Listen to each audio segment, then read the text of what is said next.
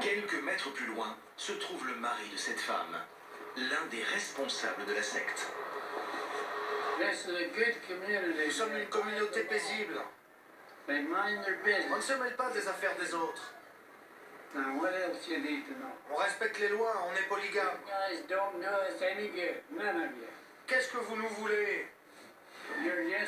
La racaille comme vous n'apporte que des ennuis.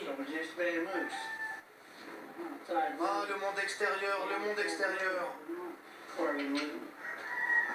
Vous cherchez à nous créer des problèmes? Foutez le camp. Je vais appeler les flics qui vous fassent dégager d'ici. L'homme part prévenir la police. De retour dans le bus, Richard demande à ce que l'on ne s'attarde pas. À Colorado City, même les forces de l'ordre sont aux mains de la secte. Richard est bien placé pour le savoir. Là, sur la droite, vous avez la maison de mon frère cadet, René Romy. Il était officier de police. Il est en prison pour viol de mineur. Il a épousé une gamine de 16 ans quand il en avait 30.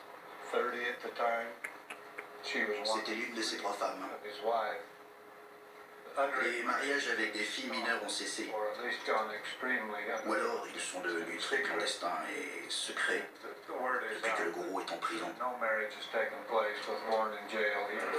Le gourou de la secte, c'est cet homme, Warren Jeffs.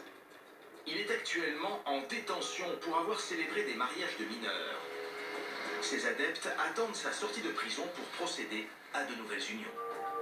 La secte leur raconte que le gourou va être libéré de prison d'un jour à l'autre. Alors, pour sa sortie, ils lui ont construit cette nouvelle villa. Les adeptes donnent tout ce qu'ils possèdent à la secte. Avec le fanatisme religieux, ils arrivent à réduire les gens en esclavage. Les murs de cette villa ne sont pas conçus pour empêcher les gens d'y entrer, mais pour empêcher ceux qui sont à l'intérieur d'en sortir.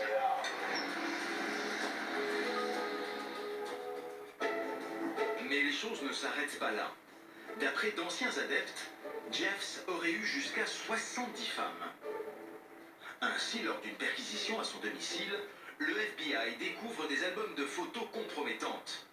Warren Jeffs n'aurait pas simplement célébré des mariages de mineurs, mais il aurait lui-même eu des épouses jeunes, très jeunes. Voici quelques-unes de ces photos de mariage. Ces fillettes ont à peine 12 ans.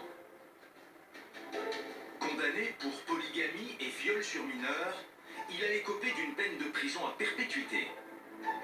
Son incarcération aurait dû sonner le glas de la secte polygame, d'autant qu'à l'occasion d'une visite au parloir, il va transmettre à son frère un message troublant à destination de ses adeptes. Je te demande de faire passer ce message à tout le monde. Je suis un menteur, je n'ai jamais dit la vérité. Je ne suis pas le prophète et je ne l'ai jamais été.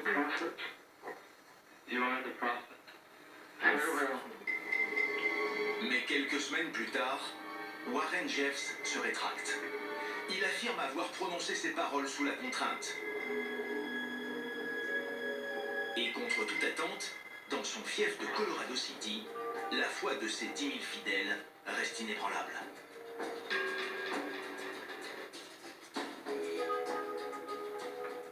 Vous obéissez à votre prophète? Vous êtes de bons croyants? Bien sûr. Qui est votre prophète? Parce que moi, en fait, je viens de l'étranger, je connais pas bien votre religion. Quelle question? Tout le monde sait qui est notre prophète. C'est Warren Jeffs. Oui, nous l'aimons.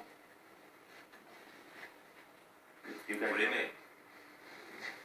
Bien sûr. Et lui, vous croyez qu'il vous aime?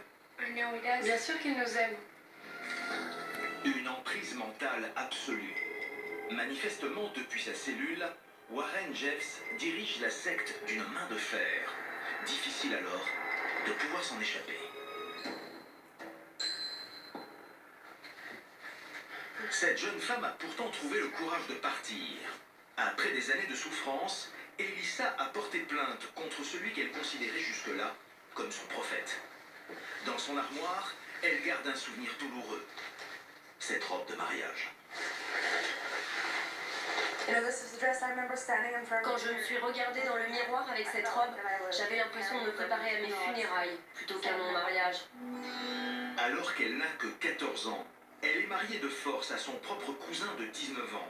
C'est Warren Jeffs qui l'a décrété du jour au lendemain. La cérémonie a été pratiquée en secret parce que j'étais très jeune. J'étais en dessous de l'âge légal du mariage. Mais ils s'en fichent parce que là-bas, les femmes sont considérées comme des propriétés. Et une fois que vous êtes marié à un homme, il devient votre Dieu.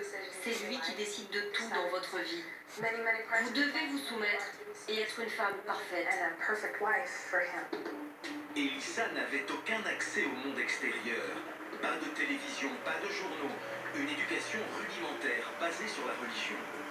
Après 4 ans de mariage forcé, elle s'enfuit et découvre un monde totalement nouveau.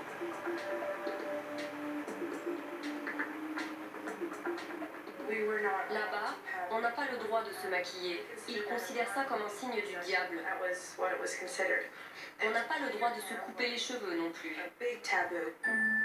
Elissa aurait aimé que sa mère s'oppose au mariage, qu'elle l'aide à s'enfuir, mais elle n'a rien fait pour l'aider.